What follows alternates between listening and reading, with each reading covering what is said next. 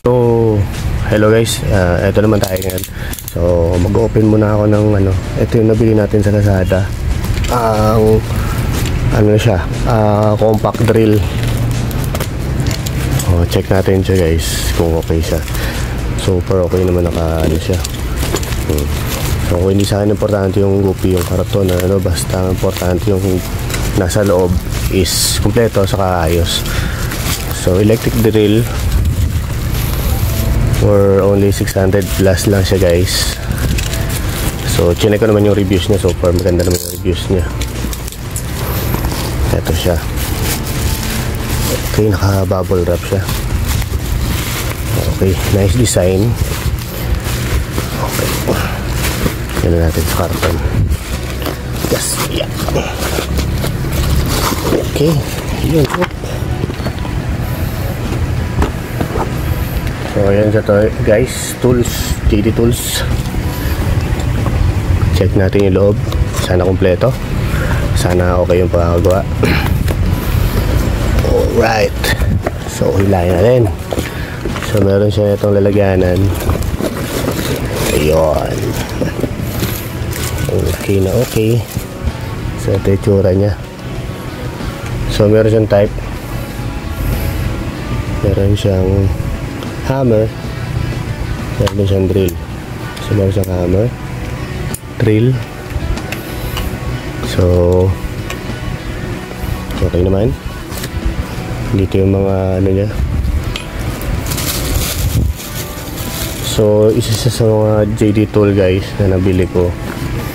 At ito meron din siyang mga manual paano siya gamitin. So wala lang siyang bala. So kailangan pa siyang babila ng bala. So meron siyang left and right. Okay. So test natin yung kung gumagana siya. Try muna natin guys ha. So far so good, mabigat siya guys ha.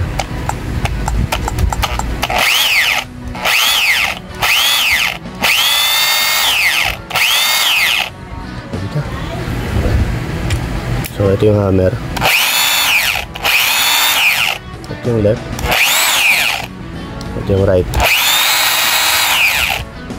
Init.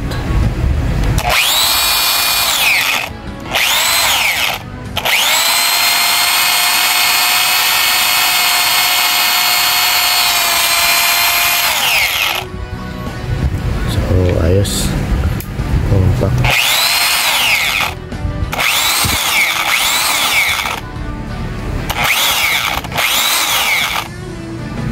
Nung dali ng kuryente niya.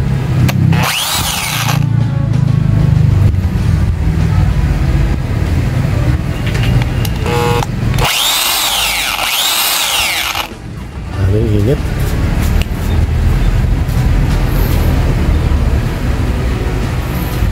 Dapat tayo na, bibilan ba natin ito ng bahala guys. So maganda siya.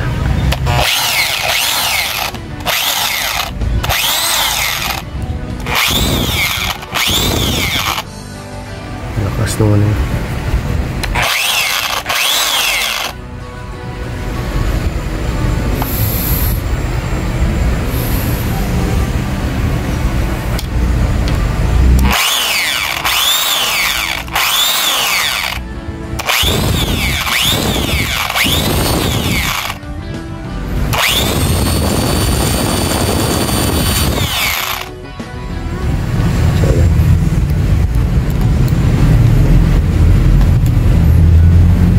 So okay guys, approve.